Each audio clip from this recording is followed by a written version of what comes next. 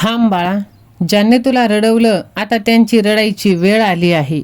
आजपर्यंत तुझं नशीब झोपलं होतं, पण आता ते जागं होणार आहे. ज्यांनी तुला हरवायचा प्लॅन केला त्यांचंच प्लॅन आता फसला जाणार आहे. तुझ्या विरोधात खेळणाऱ्यांची शेवटची चाल सुरू झाली आहे. तुझं नशीब आता असं पलटणार की शत्रू ओळखूही शकणार नाही.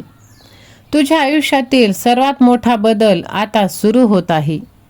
माझ्या बाळा, बघ, आजपर्यंत तू जे काही सहन केलंस, जे अन्याय झाले, जे लोक तुझ्या विरोधात उभे होते, त्यांचा शेवट आता जवळ आला आहे. होय माझ्या लेकरा, तू प्रामाणिक राहिलास पण फसवलं गेलास. तू चांगलं केलंस त्याची शिक्षा तुला मिळाली. पण बाळा, ही वेळ तुझी हार नाही. ही वेळ आहे तुझ्या नशिबाच्या बदलाची सुरुवात. जो शांतपणे सहन करतो त्याच्यासाठी देव मोठी योजना तयार करत असतो. आज तुझे शत्रू आनंदात आहेत. त्यांना वाटतंय त्यांनी तुला हरवलंय, पण त्यांना एक गोष्ट माहीत नाही की खेळ अजून संपला नाही. तुझं नशीब आता बदलत आहे आणि जेव्हा ते पूर्णपणे बदलेल तेव्हा तुला खाली खेचणारे लोक तुझ्याकडे वर बघत राहतील. तुला माहीत आहे का शत्रू का जिंकतात? कारण ते घाई करतात आणि तू संयम ठेवतोस. संयम हा कमकुवतपणा नाही, तोच सर्वात मोठा शस्त्र आहे. आज तू एकटा आहेस, कोणी साथ देत नाही. पण लक्षात ठेव, जेव्हा माणूस एकटा लढतो तेव्हा देव त्याच्या बाजूला उभा असतो. तुझ्या विरोधात योजना आखणारे लोक, तुझ्यावर हसणारे लोक, ते आता हळूहळू स्वतःच्या जाळ्यात अडकणार आहेत. वाईटाचा शेवट हा वाईटच असतो बाळा. म्हणून तू विश्वास ठेव. देव प्रत्येकाला परीक्षा देत नाही. ते फक्त त्यांनाच निवडतो जे पुढे जाऊन मोठं काहीतरी करू शकतात. आज तू रडत आहेस, पण उद्या लोक तुझ्या यशावर टाळ्या वाजवतील. तुझं नशीब उजळणार हे वाक्य नाही, तर ही येणारी वास्तविकता आहे. शत्रूचे डाव एक एक करून फेल होणार आहे. त्यांनी जे काही प्लॅन केलं ते सगळं उलटं पडणार आहे. आपण चुकीच्या माणसांशी पंगा घेतला असं ते आता म्हणणार आहेत. तू घाबरणं बंद कर, स्वतःवर विश्वास ठेव. तुझं नशीब आता तुझ्या बाजूने उभं राहणार आहे. तू फक्त एक गोष्ट कर, तुझं काम प्रामाणिकपणे कर. बाकी सगळं वेळ आणि देव सांभाळतील. लक्षात ठेव, तू हरला नाहीस, तू तयार होत आहेस. तेव्हा विजय तुझा इतका मोठा असेल की शत्रूचं अस्तित्व संपून जाईल.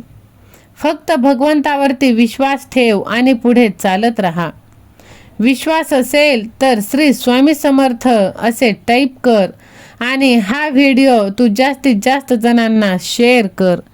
कारण तुझ्या एका शेअरने कोणाचं तरी हारलेलं मन हे जागृत होत असतं.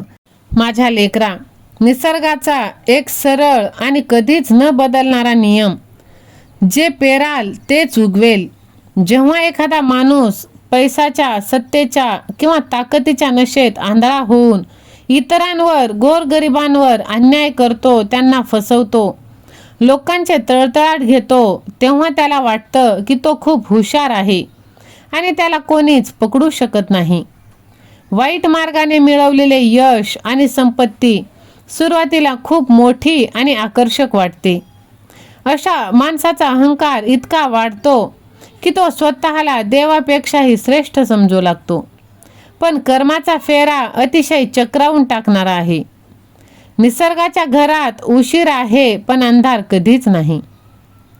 काही काळानंतर जेव्हा वेळेचे चक्र फिरेल तेव्हा पापाचा घडा भरतो आणि ते वाईट कृत्य करणाऱ्या माणसाचे पतन सुरू होते. ज्या पैशाच्या आणि सत्तेच्या जोरावर त्याने लोकांना छळले, तीच संपत्ती, प्रतिष्ठा एका रात्रीत नष्ट होते. संकट जेव्हा येते तेव्हा ती चारी बाजूने येते. ज्यांच्यावर त्याने अन्याय केला तो प्रगती पथावर जातो आणि वाईट वागणारा माणूस स्वतःच निर्माण केलेल्या दलदलीत रुतत जातो. आजच्या जगात माणसाला वाटतं की आपण बंद खोलीत किंवा कोणालाही न कळता एखादं वाईट काम केलं तर ते जगासमोर कधीच येणार नाही. पण निसर्गाचा एक अदृश्य असा डिजिटल कॅमेरा सतत चालू असतो, जो आपल्या प्रत्येक कर्माचा हिशोब ठेवत असतो. वाईट मार्गाने मिळवलेली प्रसिद्धी आणि संपत्ती म्हणजे एखाद्या व्हायरल व्हिडिओसारखी असते, जी जेवढ्या वेगाने वर जाते तेवढ्याच वेगाने ती युजरच्या चुकीमुळे डिलीट किंवा बॅनही होते. जेव्हा कर्माचे रिटेक्स सुरू होतात तेव्हा माणसाला पळून जायला जागा उरत नाही. तुमचे वाईट विचार आणि कृती हे एका व्हायरससारखे असतात, जे हळूहळू तुमच्याच आयुष्याची सिस्टीम क्रॅश करतात. म्हणून लबाडीचे साम्राज्य कितीही मोठे असले तरी सत्याच्या एका क्लिकवर ते भुईसपाट होते, कारण वाईटाचा शेवट हा ठरलेला आणि वाईटच असतो.